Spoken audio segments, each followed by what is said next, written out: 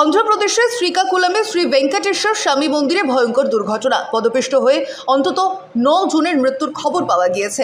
আহত হচ্ছেন একাধিক। ইতিমধ্যে ঘটনাস্থলে পৌঁছেছে উদ্ধারকারী দল। আহতদের উদ্ধার করে নিকটবর্তী একটি হাসপাতালে ভর্তি করানো হচ্ছে।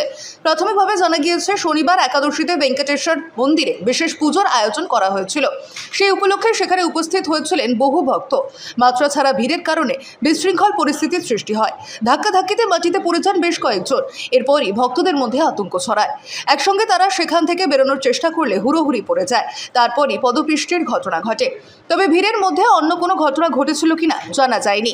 কাশীবুগ্গা ডিএসপি লক্ষণ রাও জানিয়েছেন, সকাল 11:30 নাগাদ এই ঘটনাটি ঘটেছে। প্রায় 9 জনের মৃত্যু হয়েছে। 2 জন আহত অবস্থায় হাসপাতালে চিকিৎসাধীন।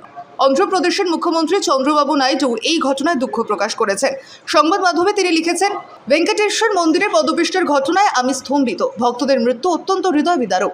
আমি মৃতদের পরিবারের প্রতি গভীর সমবেদনা জানাচ্ছি। যারা আহত তাদের দ্রুত উদ্ধার এবং চিকিৎসার বন্দোবস্ত করা হচ্ছে। সংশ্লিষ্ট কর্মচারীদের সেই নির্দেশ দিয়েছি। স্থানীয় আধিকারিক এবং জনপ্রতিনিধিদের ঘটনাস্থলে যাওয়ার জন্য অনুরোধ করেছি। দ্রুত উদ্ধার কাজ যাতে সম্পন্ন হয় তা নিশ্চিত করা হবে।